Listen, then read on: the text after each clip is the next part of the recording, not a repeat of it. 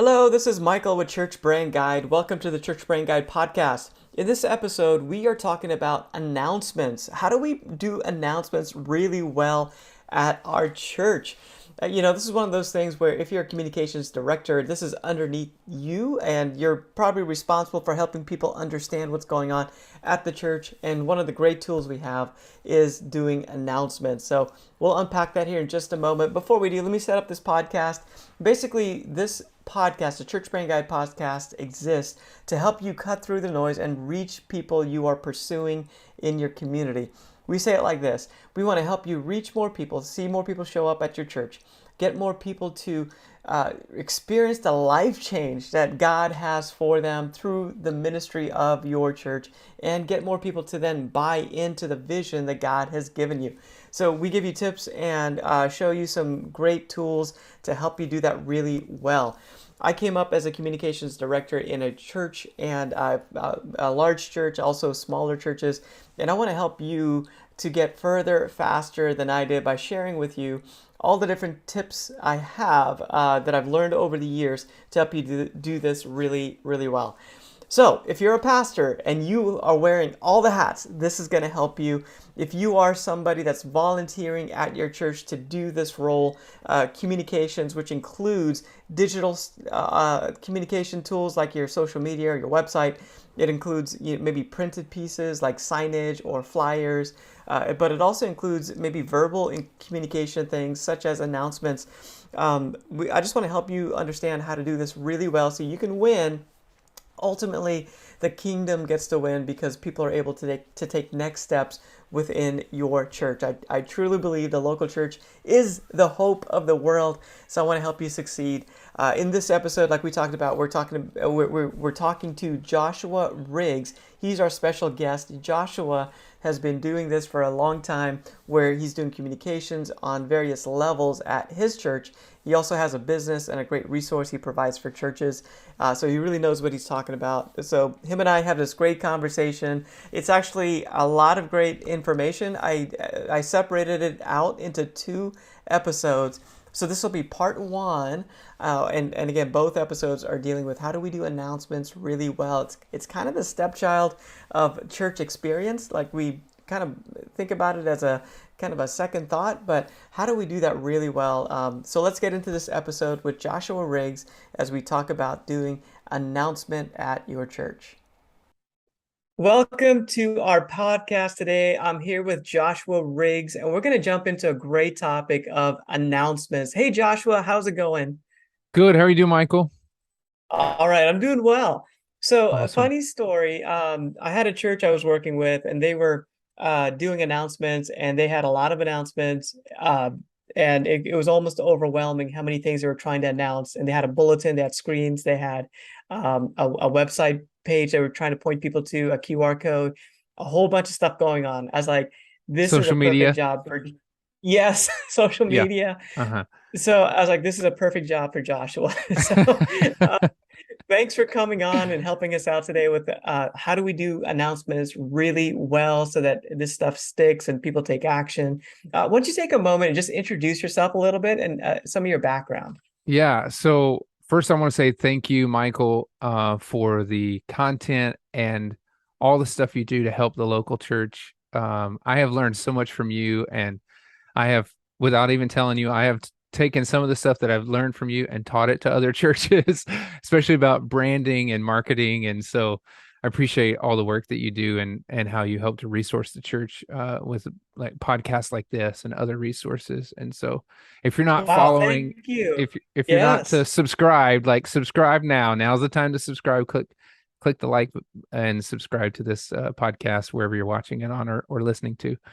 But so my name's Joshua Riggs. I am the worship pastor at Bethany Church in Broken Arrow, Oklahoma. It's just a little south of Tulsa. I also am the creator of worshipresources.church.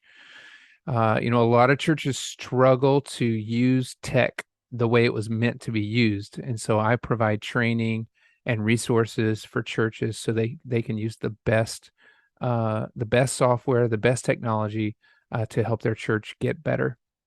I'm married to Allison. We've been married for 19 years. We have 5 children, and the oldest is 17, the youngest is 4, and they are a huge part of our lives, a huge joy. And so yeah, I am excited to talk with you guys about announcements, the stepchild of church services, right? That is a great way to put it. That's so good. I think a lot of churches struggle with this. So this is going to be super helpful. Before we got on our call today, Joshua and I were going through some notes and we realized, you know what, there's a lot here. We're going to actually break it up into 2 different episodes because it's really good. And so the first part, we're going to tackle the mindset really of announcements. And then in the second part, we'll come back with some more tactical type of things. But you're right, like this whole stepchild type of mentality is so true. So I guess why don't we start there? Like, how do you determine what announcements are going to be happening from the stage? So I think it's important that you start there, because if you don't start, if you don't have some sort of system in place to determine what gets announced and what doesn't get announced, then everything will get announced. And then you end up with something that only applies to a handful of people having the same importance, or at least it feels like it's the same importance as something that applies to the entire congregation. And so several years ago, we came up with a communication plan, a communication policy, in part because we were getting all of these requests from people that had really good things going on in the church, but we didn't feel like they were of the most value to the overall congregation. And so one of our goals with this process was to make sure that we were communicating first with a first time guest in mind. Like, if they hear this announcement, are they going to be able to understand what we're talking about, but also are they going to be able to take action on it?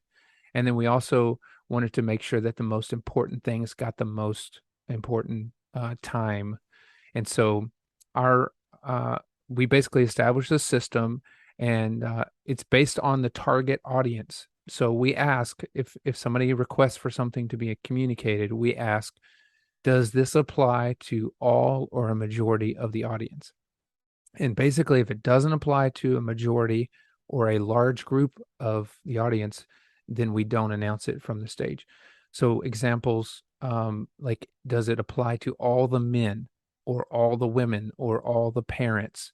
You get the idea. If it's a large group of the audience, then we will communicate it.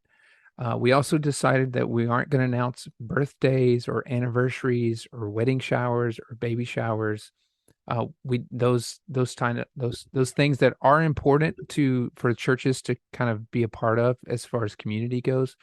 We didn't feel like those needed to have the most important value, and also there were other avenues that those announcements could be communicated.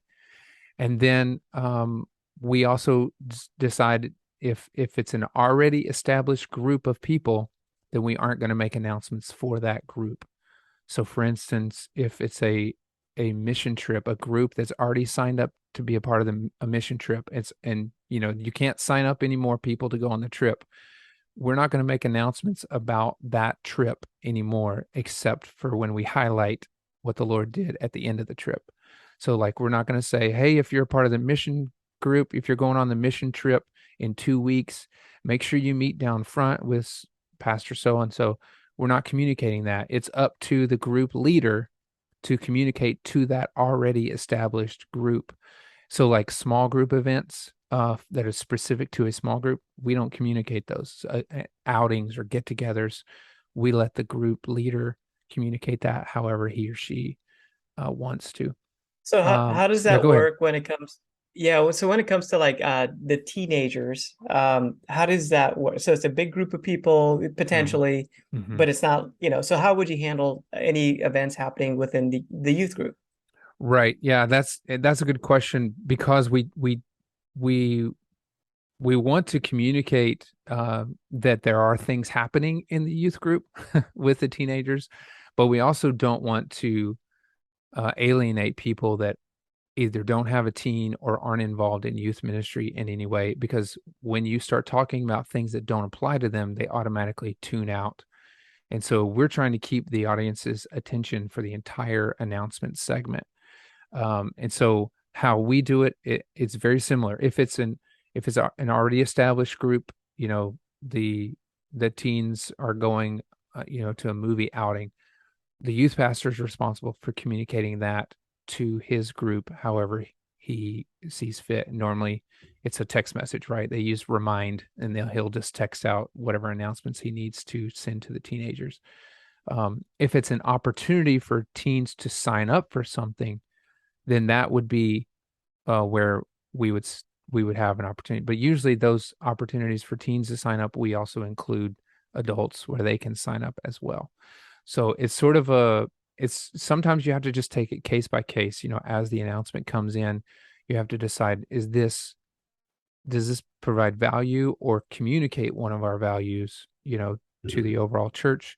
Or is it really like, we need 12 people to rake sister so and so's yard? We're probably not going to communicate that from this stage, um, because of the size of the church that we are, and also it'll be easier for us just to talk to one specific small group and go get the people to help to rake her yard. I will So I mention guess that. Yeah, go ahead. I was going to say the same thing probably applies to like the kids ministry. Again, it's a big ministry. It probably involves a lot of people, volunteers, the kids Yeah, themselves, maybe even parents. So you might have a bigger event that's like a VBS, but then right. you also have some smaller things within the kids ministry. So Mhm. I guess unpack, how would you do some of the kids announcements as well? Yeah, so kids announcements are similar to youth announcements. As opposed to, normally with kids, you have to communicate directly to the parent. With teenagers, you communicate to the teens and the parents. But with kids announcements, um, if it's something that we want the whole church to be involved in, like VBS you mentioned, then yes, by far we're gonna push that to everybody from the stage and encourage everybody to be involved. But if it's like kids joining the kids choir at the start of the semester, then that's something we'll communicate from the stage. But once that choir is already established, then we're not communicating the kids choir activities from then on. The only exception would be whenever they do a production. So they have a kids choir production. Obviously, that applies to the whole church. We want the whole church to be a part of the production, to come and watch and enjoy the production. So then we will bring the production or the kids choir event back up in front of the congregation. But from the time the signups are closed to the time the production happens, whatever happens in between, we're not communicating that from the stage. It's up to the kids choir director to communicate directly to the parents of the kids for Okay. those activities. So, and I think I like what you were saying too. Like if it emphasizes like one of the values of the church, then Yeah, that's something you might want to try to figure out a way to communicate. Um, right, e- right. Yeah. Even if So it the doesn't only like that. exception to those smaller or smaller audience announcements are if we are communicating a value or a mission of our church through by communicating that event. So sometimes, like for instance, our kids, they did a missions project in the kids ministry where they put together some shoe boxes for homeless. And we communicated that event not necessarily because we needed their help, the audience's help, but we wanted them to know that the kids were doing that event, that this is how the kids are on mission for for God in our community. They're putting these shoe boxes together. So if it communicates an outreach event or a missions project, then we try to communicate all of those, because we want the whole church, even if we don't need them to sign up for it, we want them to know that we're actually on mission to we're accomplishing our mission to impact people so they can experience a life-changing relationship with Jesus. Very good. So how far out should we be announcing events? So it depends on how many people you need for the event. That's one of the factors you have to determine. So the major events that we do: Easter, Christmas, VBS, trunk or treat. If you do a fall festival, something like that, we usually are communicating those about 6 weeks out. 6 weeks out, we'll start and we sort of highlight a different aspect of that event for 6 weeks. For every other event, it's between 3 and 4 weeks out. So the fourth week from the event, it's just a quick, hey, heads up, this is happening. Go ahead and get it on your calendars. We want you to be a part of it. And then the third week is like a little more explanation of the details. This is what's going on, and this is how you can be involved. 2 weeks out is sort of like the hard sell, the hard push. Hey, now's the time you've been waiting. You've heard about it for a couple of weeks. Now's the time for you to take your next step and get involved in this. And then the last week is sort of like the last call. Typically, if it's something where we need a certain amount of volunteers for, we'll just communicate. We need 50 volunteers for this. We've got 40, so we need 10 of you to step up and be a part of, this activity, this event. So that's typically 3 to 4 weeks is our typical process for communicating events. Okay, yeah, that sounds good. So I don't know how you came up with that formula. In our world, we realize that people come to church. So we're in South Florida, Fort Mm-hmm. Lauderdale type area. So people on average, like on the fringes, they'll come to church once every 4 weeks, once Mm-hmm. every 6 weeks, maybe Mm-hmm. something along those lines. Mm-hmm. So we kind of decided that, yeah, 4 weeks out for major events is probably going to catch them at least once, Mm-hmm. Mm-hmm. during a typical cycle. Of course, the regulars, they come more often, so they're going to hear it Right. more often. But that's just kind of what we found out. So we've been going with this 4 week. Is there any input to why you chose, 4 weeks out versus three or something different? So I think you're right. A lot of people do attend less frequently. Um, I'll just say if you are relying solely on your verbal in-person announcements to communicate to your church, then you're probably missing at least half of them because you may have communicated it from the stage, but for whatever reason they weren't there or they weren't listening or they were sick that day or whatever, or they were serving in kids ministry so they didn't hear the announcement. So in-person announcements are important, but you can't put all your eggs in that basket. You've got to use the other avenues to communicate: email, social media, uh, screens and slides, and of course word of mouth as well. So you've got to use those other avenues to help communicate the events. That's great. So how do you tell somebody in the church that wants to announce something from the stage? How do you tell them no? Like, how does that So conversation go? yeah, so we ran up into that before we established our communication policy. And by the way, I'd be happy to share that policy with you guys, like the full written out version, if that's helpful for your audience, Michael. You can put it in the show notes or whatever, and be happy to share that.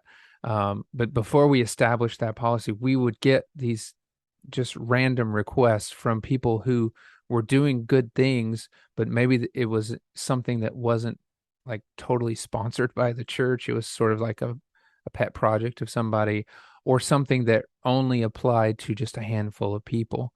Um, and it's like for one that I can think of was a great ministry and it was a great opportunity. But a lady in our church, she wanted to announce the Crisis Pregnancy Center fundraising event because she wanted I think it was eight people to claim a ticket for a table that she had purchased. And so like it was a fundraising dinner and she had 8 tickets and she wanted people in the church to use one of those tickets to go to this crisis pregnancy fundraising dinner. That we support crisis pregnancy centers, we support that wholeheartedly, but it only applied to 8 people, and we didn't want to take up time communicating that specific event because it was just a small group. And so before we established the policy, we pretty much either had to offend them or we had to make the announcement, right? And typically our pastor would go ahead and make the announcement because he didn't want to offend anybody. So when we establish the policy, then Michael, if you're the one asking me to make an announcement about your dog's birthday party, I can say without it being a personal attack towards you, I can say, hey, Michael, I'm sorry. We have a communication policy, and because that only applies to a certain amount of people, we can't communicate that from the stage where we aren't able to make those types of announcements anymore. So we're putting that back on the policy that was agreed to, that was communicated to all the key leaders, and all the key leaders had input in this. And so they had plenty of opportunity to speak into the process. And then we can just fall back on the policy if there's somebody who wants to communicate something that we don't want to. That's good. That's good. I love that. So I think we've all been there and Yeah. experienced that moment where you got to tell somebody no. What's the mindset behind the announcements? I guess before we move on, like, are we trying to communicate like what's going on, or like from your approach, are we trying to communicate a why, or there's a short amount of time? Mm-hmm. We'll talk about it later on, but like we don't want to spend a ton of time trying to announce things and all that stuff. But I guess what's the mindset going into it as you're thinking about announcements? Are you trying to Mm-hmm. inspire? Are you trying to do next steps? Like, what does that look like? I would say, of those two, is do you want them to do something with it? Like, why are you communicating something unless you want the congregation to do something with what you're communicating? And so you want them to take it as a step. I think every announcement should have some sort of call to action where you're asking them to respond in some way to whatever it is that you just announced. I mean, So are you trying to occasionally you. communicate? I was going to say with that, the call to action, are you trying to tap into the why a little? I guess I do announcements from time to time. So Mhm, one of the things that I don't want people to miss is like it's not just like, hey, we're doing this thing, we have this harvest party, mhm, but how can we point back to the why or to a value or something along those lines? mhm. So I try to communicate that very briefly, like there's not a lot of time. Yeah. So it's like pointing back to the why behind the what, Mhm. or at least Yeah. hinting at it as much as possible. Yes, I mean, definitely you should. There are some announcements where it's just is a what, like you're just Yeah. communicating the what. But if it's something that's like outreach related or something that's tied to your mission, then you should don't assume that they understand what the why is. You should communicate the why. We're going to minister to the homeless because, like, give them the why, um, not just the what. So yeah, I do think that that's an important part of it. One of the other things I found to be helpful is that mindset of like, we don't want something from you, we want something for you. Mm-hmm. So even like just trying to communicate something from that perspective, like even Mm-hmm. if hey, we're doing a drive to bring coats or something like that, but we want something for you, like we want to give you an opportunity to be generous, or we want to give your family an opportunity to make an impact in the city, or Mm-hmm. something like that. Mm-hmm. It helps me to kind of communicate that, and Mm-hmm. then the call to action is, okay, bring your coats in 3 weeks. By the way, that doesn't happen in South Florida. That was a bad example. Yeah. We don't need the coats. Right. No, but I get what you're saying. I think that's really helpful to try to encourage them. Um, there are some things you do just because God has commanded us to do it, but there are also things that you go to bless someone, but in return you receive, or at least you feel like you received more of a blessing by being the giver. Jesus said it's more blessed to give than to receive. So yeah, I think that's good. So let's talk about the people who do the announcements. Hmm. How do we find the right people? What are some of the qualifications or even some of the training? I've been through this from time to time with different churches I've been at. Not everybody is good at this. Sure. Some people, they just talk too much. Yeah. Some people, they don't communicate or come across friendly, or it's kind of robotic. Hmm. They don't have a good vibe for it. There's other people that are great. They connect. They can throw a joke in there and it works really well, and you just feel Hmm. good, after they're done. Even though they're announcing things, they still make you feel good. I guess Hmm. what are your thoughts as far as like how do you find the right people? So if you are if you're able to make these types of decisions, one of the very first things you should ask is, are they coachable? Like if you're approaching someone about being a host for your services, ask, are they coachable? Because no matter how much experience they have, you need to be able to give them some feedback on how they can improve. And so if they're humble, if they're coachable, if they're willing to learn, I think pretty much anybody could be a host and do a good job. Um, it doesn't have to be somebody who's a professional speaker, or even a staff member. We typically always use staff members because it gives an opportunity for staff members who aren't on stage every week to have um, some time in front of the audience, in front of the congregation. But you could use, just a regular lay leader, a small group leader, or something like that, if they're willing to learn, willing to accept some constructive criticism and get some feedback. That's good. I think with our situation, we don't have any staff. Okay. We're a church that's 3 years old, and Uh-huh. so we found some people that um, have a good connection, or they're good speaking, in front of people. So Hmm. we've kind of targeted specifically, a few people that we feel would do well. Hmm. We've also tried to do a rotation, and I'm not sure. Again, we try to do a rotation of like um, a few different faces, just to be kind of representational of the people that are in the Sure. congregation. Hmm. So, like, we'll Yeah. we'll try to have a lady do announcements, or I might do announcements, or somebody else. I don't know. We try to kind of have a Hmm. good kind of crossroads. Somebody younger, I'm in my Hmm. 40s, so I'm getting older now. So maybe somebody younger will do it for. And then Right. what I've also found too, and this is just might be a personal thing, but I like doing it 2 weeks in a row. Mm. So I find it like if I kind of build a little bit of momentum from one week to the next, it kind of helps me kind of get locked in. So it's just again, that's just kind of one of the things I like to do. Hmm. But the coachability thing for sure is huge. But I think what we've tried to find is as well are people that are just um, natural as far as like being able to communicate something and have that kind of Hmm. likability Hmm. from the stage. Hmm. Um, so that when people watch it and they're viewing the announcements, they are getting information, but at the same time, it's kind of easy to digest. So Hmm.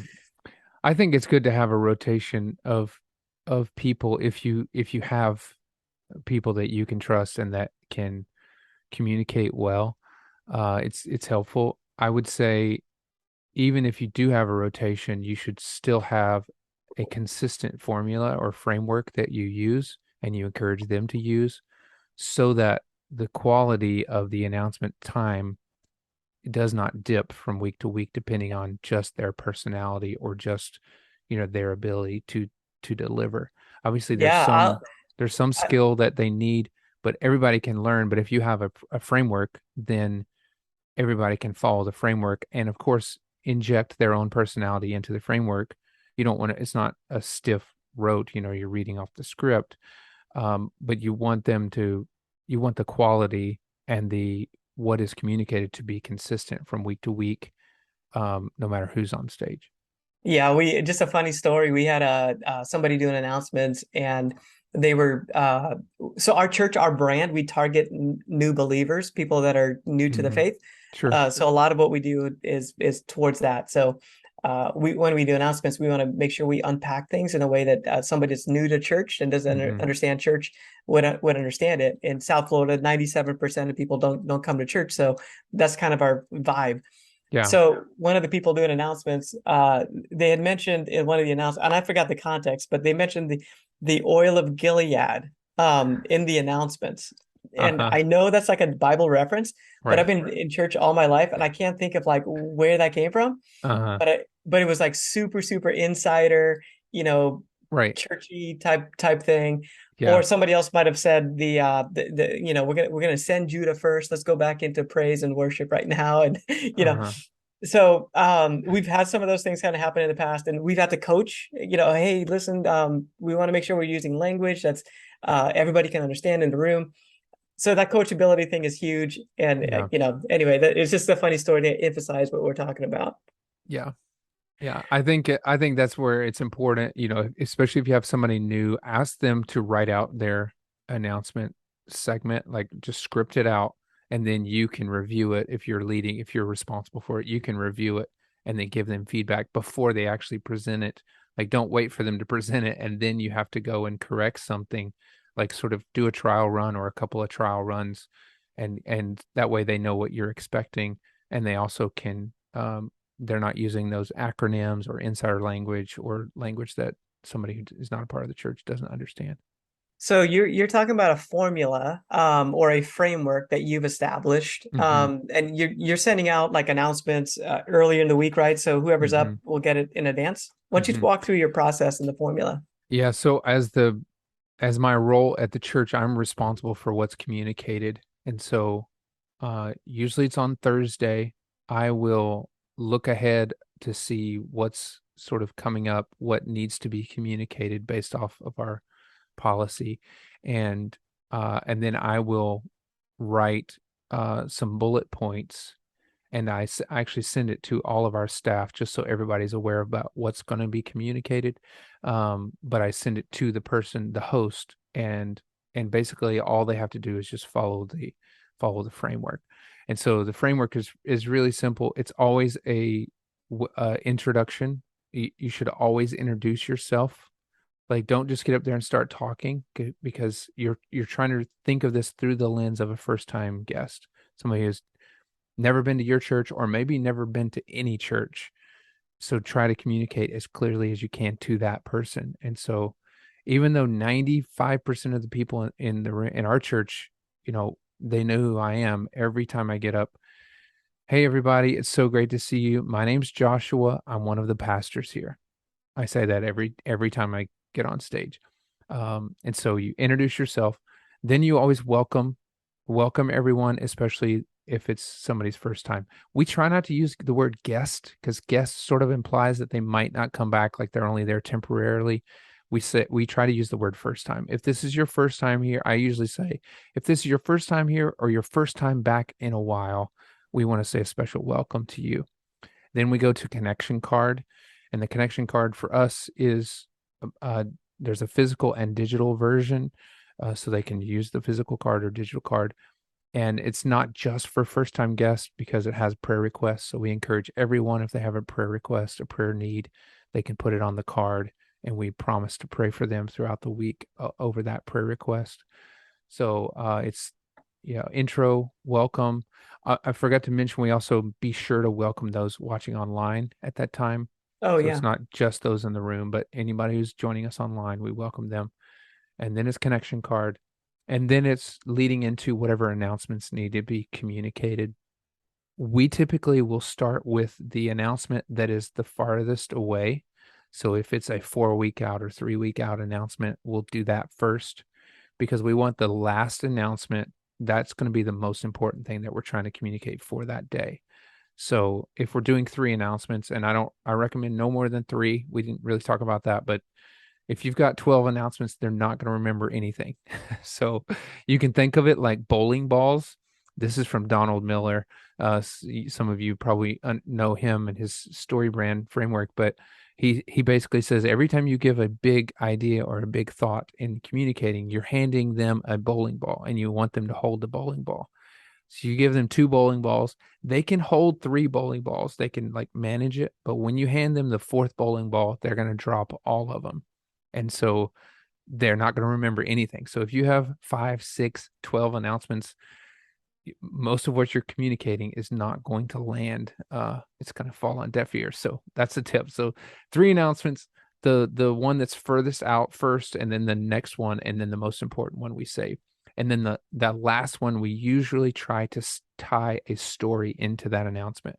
So either something that we've Love done in the that. past, like how that this event, what we did last year, how it impacted someone, or some sort of missions outreach, or something that doing as a church. We try to tie that into the last announcement if possible, and then we go into offering and a prayer.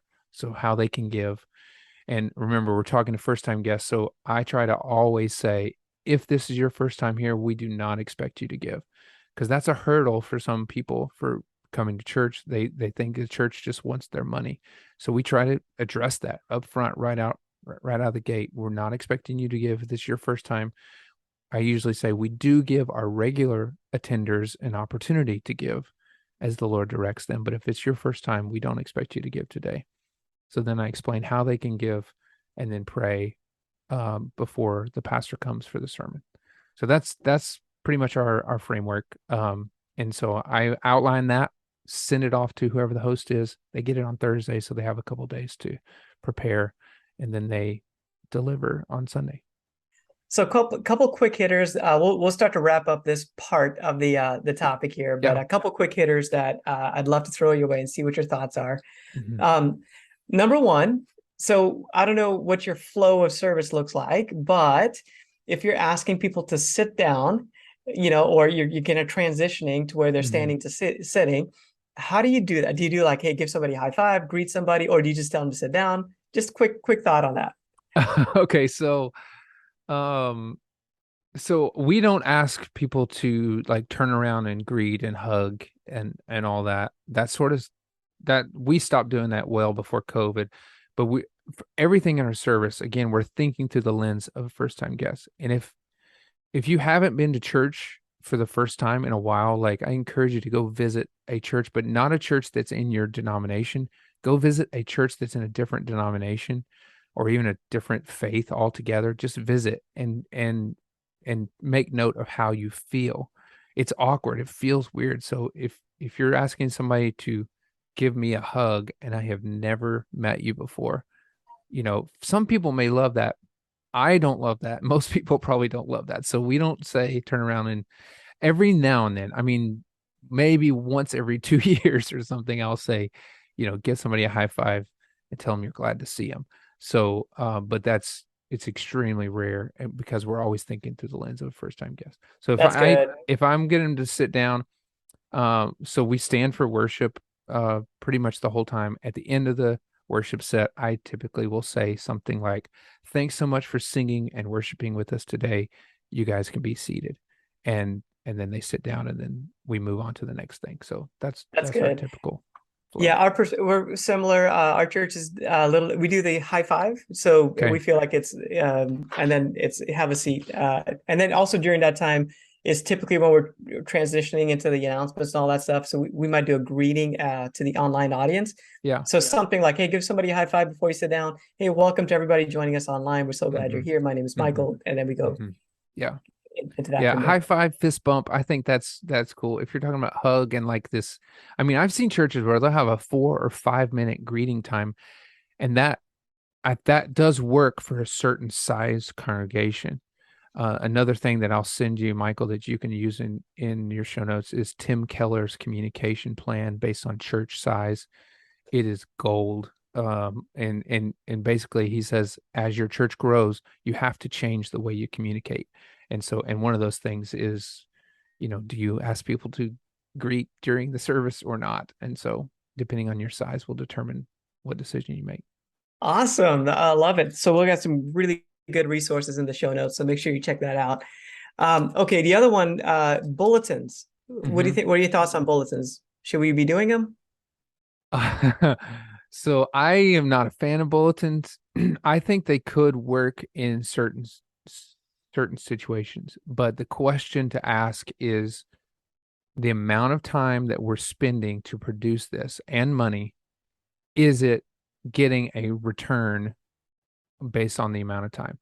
So if you have an admin or secretary or someone is spending, 6 or 8 hours a week and you're paying, $60 a week to print your bulletins, like that, just the amount of time and the resources that you're using to produce that is significant. And so you've got to ask, is this producing enough value for the amount of time and money that we're spending on it?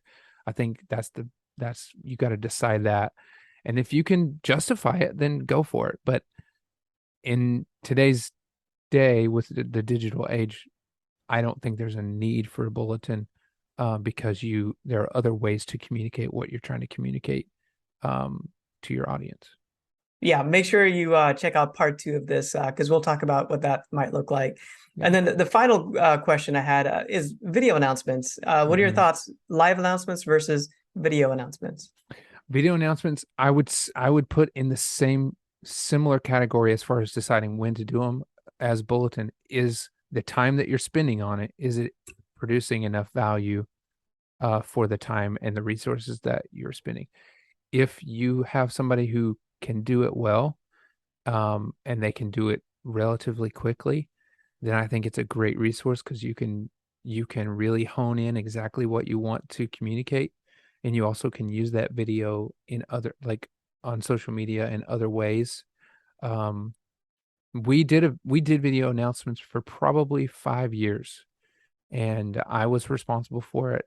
I would record pretty much every week. We would record announcement segment. I was spending between 5 and 8 hours a week on this 2.5 minute commercial. Um, and I had an admin at the time, and she would help. She did some of it, and so that was helpful. But then she transitioned, and when she transitioned, I just told our team, you know, I don't think I can spend 8 hours every week. I don't think this is providing enough value for me to spend 8 hours every week to produce this commercial.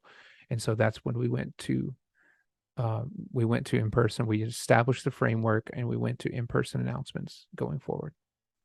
So good. All right. So we talked about a lot. Yeah. Before we close it out, any final thoughts about the strategy when it comes to announcements?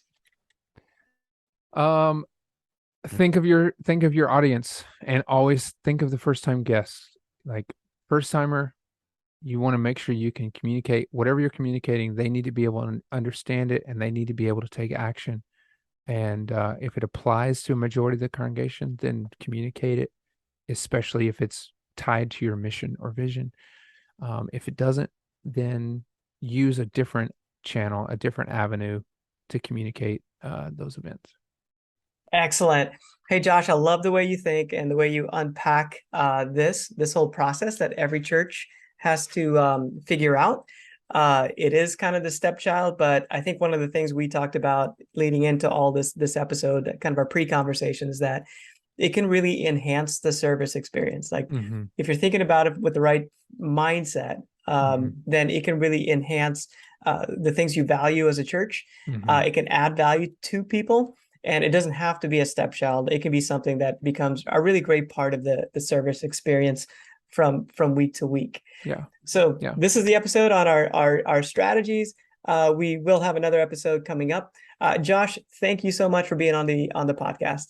Hey, thanks, Michael. And if I can help you guys, don't hesitate to shoot me an email. It's just joshua@worshipresources.church. So if you have questions about any of this, I'd love to chat with you about it. Joshua@worshipresources.church.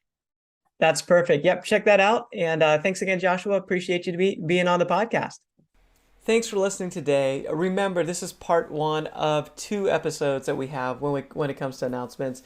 If you like this episode, if you like the podcast, if this is helpful to you, I would love for you to subscribe both on YouTube, also as a podcast on your favorite podcast player. That just helps get the word out. Leave a review if you can. That'd be great. Again, it just helps to get the word out to help more and more churches just like yours to do this really well. Again, our goal is to help you as a communications director at your church, whatever that looks like, whatever your title looks like. You might be volunteering, you might be a pastor that's doing everything, but we just want to help you to win. Make sure you check out churchbrandguide.com for great resources. We have a free download that's going to help you when it comes to like branding your church. And we have a lot of different episodes as well, even examples from churches that we have worked with, that we built websites or logos or any of those type of things that'll just help to inspire you. So check out that great resource at churchbrandguide.com. There's also a way for you to reach out if you want to work with me directly or have me work directly with your church to help you create some of these systems and branding elements. So check that out as well. churchbrandguide.com. Thanks again for listening, and I'll see you on the next episode.